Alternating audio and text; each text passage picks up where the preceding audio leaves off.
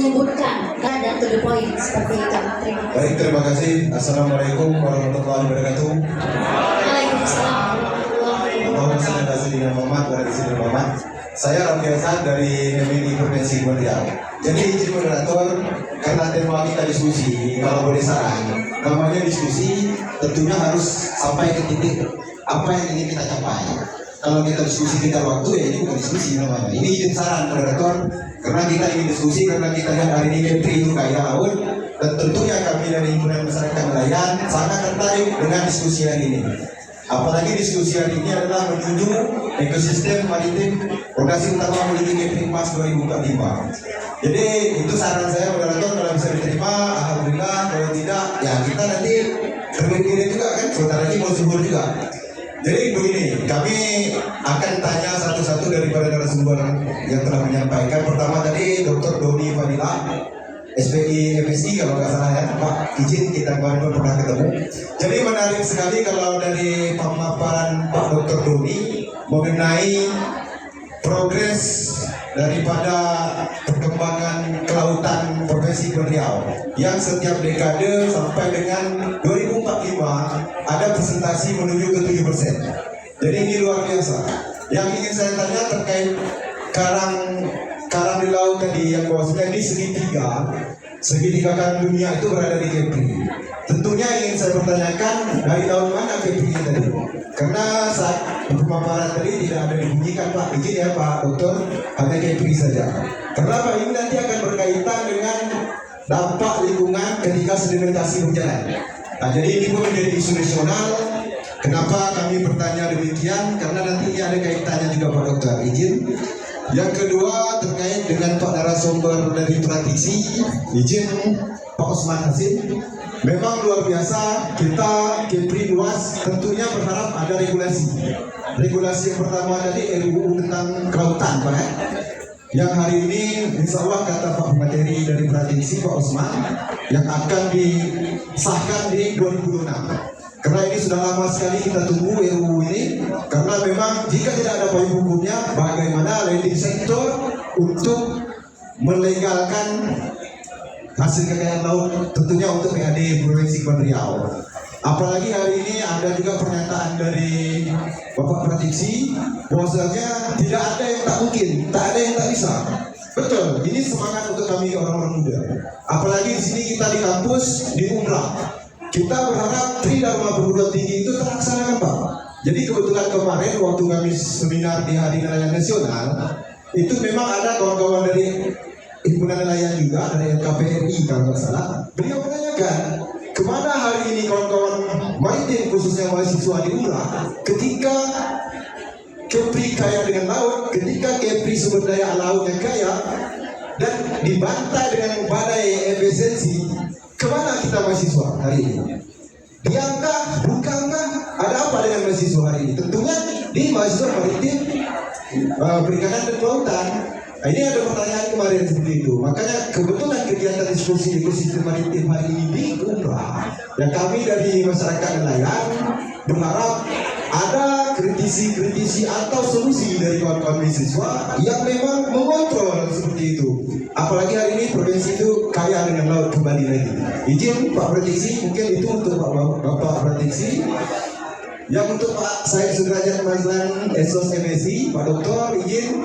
Memang hari ini kami pernah diundang di Kemenkumham perwakilan Provinsi Riau. Jadi saya sempat bertanya terkait dampak lingkungan. Kita ketahui hari ini banyak sekali Pak dampak lingkungan yang berada khusus Pulau Bintan, yang hari ini kita lihat dengan mata kepala kita sendiri. Saya pernah bertanya, Pak, kami ormas LSM ataupun mahasiswa kok nggak pernah dikumpulkan? Dalam arti dikumpul mencari solusi. Kita bukan berbicara tentang apa yang ingin kita buat untuk hal-hal yang negatif, tidak. Kita ingin solusi. Jadi ini bicara efisiensi. Kata beliau, anggaran tak ada di Kesbang itu mau mengumpulkan. Jadi bagaimana kita mau bikin suatu kesepakatan akademisi kalau kita nggak bisa mengumpul. Jadi ini mungkin jadi catatan untuk Bapak Dokter saya, bagaimana kawan-kawan ini kita bicara laut, kawan-kawan di Himpunan Masyarakat Nelayan di LSM berhubungan dengan laut dan perikanan perikanan maupun di mahasiswa kita duduk bersama. Jujur hari ini saya sebagai anak daerah budak kampung merasa kecewa. Setiap kali acara diskusi pimpinan daerah nggak ada, betul nggak kawan? Pimpinan daerah nggak ada, betul nggak? Kami bikin hari nelayan nasional nggak hadir juga eksekutif legislatifnya. Hari ini di kampus di tempat perguruan tinggi yang awalnya kita undang, mungkin saya lihat di playernya kemarin di medsos ada ketua DPRD, tapi hari ini nggak ada juga kan? Betul nggak Bapak Wiswa? Jadi memang ini bukan apa-apa, ini terkait kebijakan. Jadi kita hadir di sini, kita ngomong. Kalau kami pengen bikin suatu tema itu Pak, cakap buat sampai jadi. Jadi kita cakap-cakap aja dari tahun ke tahun tak jadi. Macam mana nih? Lah kata orang Melayu ikan cakap jangan skopi kena keras.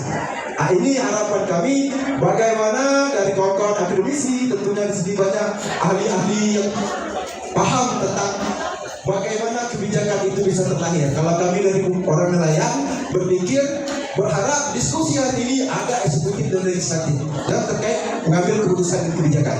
Jadi itu aja harapan kami Pak. Ini pertanyaan dari saya tadi Pak Moderator mungkin membatasi. Mohon maaf karena terlalu panjang dan lebar. Kenapa? Karena diskusi ini memang harus clear Bu. Kalau diskusi nggak clear ya kita habis dinah selesai bukan. Jadi itu aja kritis dari saya. Itu mahasiswa. Itu mahasiswa. Terima kasih. Assalamualaikum warahmatullahi wabarakatuh. MNI, Himpunan Masyarakat Nelayan Indonesia. Terima kasih sudah banyak menyuarakan dan menjadi pemantik untuk mahasiswa juga lebih kritis terhadap apa yang dilihat di sekitarnya dan lebih concern dengan apa yang sudah kita diskusikan, tidak hanya sekedar bual gitu ya Pak. Baik, mudah-mudahan dalam diskusi kali ini kita tidak hanya sekedar menjadi forum tetapi menjadi sebuah rujukan dan menjadi sebuah keputusan. Harapannya seperti itu. Baik, langsung saja kepada Bapak narasumber untuk bisa menjawab masing-masing pertanyaan oleh Pak Raffi. Begitu. Terima kasih. Pembukaan ekosistem utama di Kepri ini tersebar dari utara, Madura sampai selatan, Daeng hingga yang sedikit sekali di bagian barat, Karimun. Itu tipis-tipis, hampir-hampir sudah habis karena tadi proses sedimentasi alur pelayaran yang menjadikan dia tidak cocok untuk habitat. Saya mungkin ke situ fokusnya Mas Raffi itu adalah bagaimana ekosistem yang besar ini sebagai rumah tempat perkembangbiakan ikan ini dipastikan terus tidak turun secara tajam, turun secara tajam, terutama persentase tutupan karang hidupnya. Karena sektor perikanan, siklus hidupnya itu di karang. Kalau tempatnya tidak ada, terancam, maka dia tidak akan tinggal. Dia akan pergi berwilayah ke tempat lain. Itu yang menjadi ruhnya ya seperti itu. Banyak kita terlalu berfokus pada konservasi gaya lama ya, yang cenderung konservatif. Ikan ditebar ke laut, ikan ditebar sungai, lupa bahwa habitat utamanya itu tidak cocok. Ini adalah sebuah filosofi utama dalam konsep restorasi. Terus Raffi, ini pesan buat Raffi ya, semangatnya bagus, tapi forum ini Raffi bukan mengambil keputusan, tapi lebih kepada tempat kita berdiskusi, merekomendasikan butir-butir. Nanti setelah ini kita akan buat dan kita akan berikan itu kepada Tok Usri, Pak Kadis, Pak Gub dan seluruh lah, termasuk nanti instansi vertikal. Jadi ke situ. Kalau keputusannya mereka yang lebih tepat ya adalah pemerintah eksekutif dan legislatif. Jadi itu begitu berarti ya, bukan pengambil keputusan. Baik, terima kasih. Terkait karang yang berada masih mulai dari Lingga, Karimun sama Bintan dari Pak ya. Karena memang tertarik. Karena kalau kita lihat Perkemmen KP nomor 16 tahun 2004 tentang perencanaan pengelolaan sedimentasi itu Pak. itu sangat luas sekali Pak. Kalau tak salah saya hampir, kalau kedalaman 3 meter itu 197.430 sekian. Kalau kedalamannya itu 8 meter itu berkisar 3 miliar Pak sedimentasinya di ruang laut kita. Jadi memang ini kita perlu pemetaan dalam arti karena ini menyangkut terumbu karang tadi. Terumbu karangnya bukan terumbu karang Kepri lagi, terumbu karang dunia seperti itu. Ini yang menarik menurut saya. Itu yang pertama. Mungkin untuk informasi bersama, sedimentasi itu di nasional ada 7 titik Pak, 5-nya di Kepri, 3-nya di Kepri, Bintan, Karimun, sama di Liga. Jadi ini menarik menurut saya. Kenapa? Karena berkaitan dengan materi Pak Dokter tadi. Jadi memang luasan itu kan menentukan Pak. Kalau mungkin kita bicara Karimun ada pasir rakyat itu hanya 1 hektar. Kalau ini ratusan mungkin ribuan hektar. Jadi mungkinkah yang kita sampaikan tadi menuju Indonesia Kepri Emas 2045 kita akan bisa optimis? Nah ini kita diskusi Pak, bukan kami merasa terpanggil karena apa? Karena ini menyangkut hajat hidup nelayan nantinya. Apalagi hari ini kami kawan-kawan nelayan HMNI di Danang Mas Bahar semalam itu lagi berjuang mendapatkan subsidi solar di bawah 30 JT Pak. Kawan-kawan di sana belum dapat rupanya. Hari ini minyak sudah mulai naik. Tentunya kalau tidak dapat, bagaimana nasib nelayan? Tentunya berdampak dengan pemerintah lagi. Nah inilah tugas kami LSM walaupun efisiensi kata Pak Kadis tadi, kami tetap berusaha bagaimana mengcover ini untuk berjuang, tapi berusaha tetap di eksekutif Indonesia. Jadi ingin itu Pak Dokter. Jadi mungkin apakah kita tadi memang ada bagian yang kita belum optimis kan, ada berapa persen tadi dari pemaparan Pak Dokter. Jadi saya merasa kurang optimis juga karena sedimen hari ini bukan tidak berjalan. Dia berjalan, cuma ekspor tak boleh Pak. Cuma aturannya memang belum ada. Itu aja mungkin. Kalau saya dapat informasi, kemarin disanggah sama kawan akademisi tidak boleh ekspor. Tapi barang masih bergulir. Apakah berjalan atau tidak? Karena ini dampaknya luar biasa terhadap kelautan dan perikanan Provinsi Kepri. Mungkin kita bisa diskusi lah Pak. Ini memang makanya saya bilang dengan Pak Bu Moderator, waktunya agak lebih. Jadi Rapi saya angkat hanya perlu merekomendasikan 1, tinjau kembali lokasi sedimentasi. Itu kayak kita jadikan sebagai butir. Jadi kuat dia gitu loh ya. Tapi saat ini kan menyampaikan pemikiran, gagasan, sumbang saran atas permasalahan masyarakat. 1 itu dari dicatat ya Pak. Baik Pak. Meninjau kembali lokasi sedimentasi. Kenapa? Narasinya adalah kontradiksi dengan kawasan konservasi karang. Ya, konservasi atau daerah segitiga terumbu karang dunia yang fokusnya ada di sini. Hampir 1 juta hektar sudah kita punya kawasan konservasi. Perairan Bintan, Anambas, Nika sedang dalam berproses dan kita usul Natuna. Nah, 4 ini adalah kawasan konservasi yang ditetapkan berdasarkan regulasi, sehingga penetapan untuk sedimentasi kontradiksi itu kita tinjau. Ya gitu saja, simpel nanti. Terima kasih ya Uli. Siap Pak, terima kasih. Di orang tinggal. Saya juga orang pulau. Saya besar di Kota Padang. Tapi saya tak sekolah. Saya nak kuliah tak ada duit. Ya, sebab itu nama tak ada gelar. Tapi apakah kita minder sebagai orang pulau? Tidak. Apa yang kau sampaikan itu betul. Cakap tak jadi. Inilah pola pikir kebanyakan masyarakat birokrat kita yang dulu. Nah, birokrat sekarang pola pemikiran sudah harus future oriented, harus berpikir ke depan. Tak berpikiran saat ini. Sedimentasi itu nakal itu, nak merusak aja. Padahal tadi kita bicara tentang Kepri Emas, di mana di laut, perikanan, cagar karang, terumbu karang kita jaga, jangan sampai terjadi kerusakan. Nah sekarang pula ada sedimentasi. Yang mana yang ada sedimentasi? laut mana kita yang dangkal. Itu kan tujuannya untuk ya mengambil pasir yang mendangkal arus pelayaran. Jadi itulah saya katakan. Jadi tak konsisten kita antara cita-cita dengan perbuatan kita. Mestinya konsisten.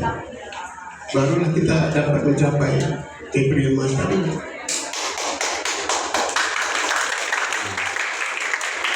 Boleh saya mengambil pasir itu boleh. Tentu dengan fokusnya, tujuannya apa? Misalnya nih di daerah Banten sana lautnya ini sehingga kapal besar tak dapat masuk. Sehingga tadi yang dikatakan Pak Said di Banten itu tak bisa bikin docking kapal yang besar-besar karena dia dangkal. Bukan alasan kapal, bukan. Seputaran Banten itu laut dia tak dalam. Nah itu bolehlah disedimentasi. Tapi kalau daerah-daerah lain yang lautnya dalam hingga Natuna, Anambas, apa yang mau disedimentasi di laut dalam? Jadi kita harus konsisten dalam membuat kebijakan untuk mencapai Kepri Emas 45. Saya sepakat dengan kamu tadi bahwa mulai sekarang apa yang kita cakap, mulai dulu lah dengan hal-hal yang kecil, ya, untuk menjadikan kelautan, perikanan kita menjadi industri. Maka jangan segan bila kita mengundang mereka berinvestasi dengan apa pola kerjasama dengan nelayan misalnya, sehingga sama-sama untung, negara untung, nelayan untung, mereka juga tidak rugi. Dan yang paling penting adalah transformasi teknologi. Vietnam itu lautnya itu berlumpur dan dangkal. Thailand, Vietnam, Kamboja itu laut di Teluk itu. Saya lama di sana, saya tahu. Sehingga dia ikan-ikannya itu tak seperti ikan-ikan di kita. Tapi Vietnam itu salah satu negara perikanan terbesar di dunia. Kenapa dia bisa? Kita yang jelas-jelas di tempat kita masih merengek-rengek gitu di sini. Tak salah kita belajar dari mereka. Maka sebagai nelayan, pemikiran juga harus terbuka, ya, supaya kalian nanti ke depan bisa maju jaya sejahtera nelayan kita. Jadi saya terima kasih. Terima kasih Bapak Osman Hashim. Selanjutnya dilanjutkan dengan pertanyaan yang terakhir dari Bapak Dr. Said Sudrajat SSMSI. Baik, bismillahirrahmanirrahim. Assalamualaikum warahmatullahi wabarakatuh. Terima kasih Rafi. Tapi kalau kantor saya muat selalu tapi selalu mungkin mau forum yang lebih luas Pak Dekan. Nanti kita coba sama Pak Dekan, nanti kita coba kan ada NGO nasional yang sudah mulai aktif kita minta mereka yang memfasilitasi ada KI di Pak Dekan dan mereka sudah sangat intens dengan Pak Dekan di Masuniti. Jadi kita tinggal jadwalkan kira-kira bila mereka ada waktu datang ke tempat. Saya cek kemarin mereka ada di Sulawesi, di Papua, di NTB, di NTB. Sekali waktu kita datang ke sini, sekali waktu kita bersama-sama dengan kawan. Yang mana kita tadi mengaktifkan proses konservasi yang kita sumbangkan ke kita. Kemudian juga bagaimana tadi terhadap lingkungan yang di luar kawasan konservasi. Itu kita sudah ada program dalam kawasan konservasi dan di luar kawasan konservasi. Mudah-mudahan nanti kita diskusi dulu. Kami menjalankan masih waktu orang ini supaya datang di sini bisa memfasilitasi kita untuk membantu supaya membantu menjadi poin-poin rekom mereka kita bersama mereka kepada pemerintah pusat. Saya terbayang juga pemerintah pusat ini kan lagi banyak waktu orang itu. Jadi itu Rabbi ya. Baik, terima kasih. Assalamualaikum warahmatullahi wabarakatuh. Terima kasih para narasumber yang sudah menjawab pertanyaan dari Bapak. Saya yakin pertanyaan ini mewakili dari apa yang sudah kita pendam juga. Izin terakhir saya bacakan butir-butir rekomendasi. Yang pertama, 4 pilar solusi untuk intervensi gap-gap mencapai Kepri Emas 2045. Pertama, industrialisasi dan hilirisasi hasil laut, penetapan lokasi sentra pengelolaan hasil perikanan dan kampung perikanan budidaya, kampung nelayan merah putih guna peningkatan fokus sinergi dan kolaborasi lintas sektoral dalam pengembangan hasil kelautan dan perikanan produk yang bermutu tinggi dan berdaya saing. Kedua, integrasi ekonomi dengan jalur Selat Malaka. Ketiga, pengembangan teknologi marine culture berkelanjutan. Program modernisasi kapal untuk nelayan digital dan modern, teknologi IoT dan smartphone. Dibutuhkan juga kapal Coast Guard yang dapat memantau sekian mil di perairan kita. 4. Implementasi nyata ekonomi biru atau blue economy, peninjauan kembali review lokasi pengelolaan sedimentasi laut. Ini penting karena berkaitan dengan blue economy dan berfokus pada keseimbangan antara pembangunan ekonomi dan kelestarian ekosistem laut.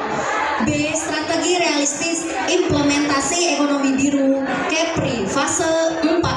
Terdapat fase 1 dan 1, 2, 3 dan 4. Yang pertama fase 1 2025 sampai 2030, konsolidasi dan pembenahan infrastruktur dasar.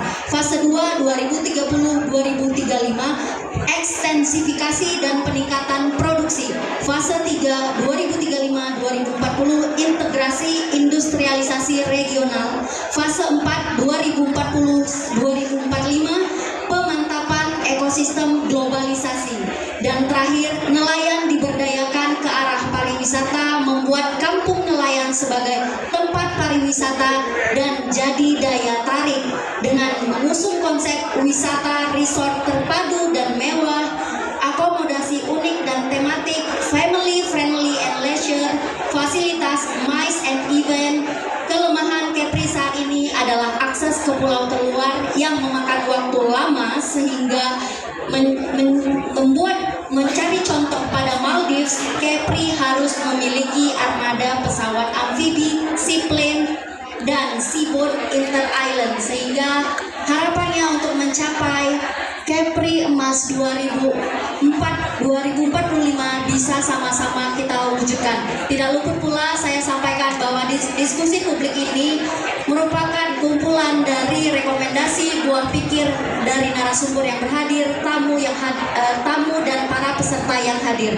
Harapannya dengan adanya ini bisa menjadi pemantik acara-acara lain ke depan yang terus bersinergi antar berbagai stakeholder.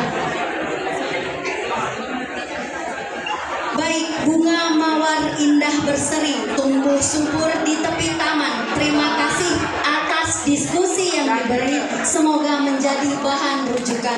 Bunga mawar indah berseri, tumbuh subur buat Cherry.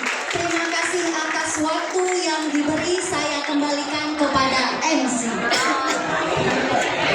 Baik, pada Ibu Moderator, Ibu Carla Amelia, dan seluruh narasumber yang telah memberikan pemikiran yang sangat komprehensif. Hadirin yang telah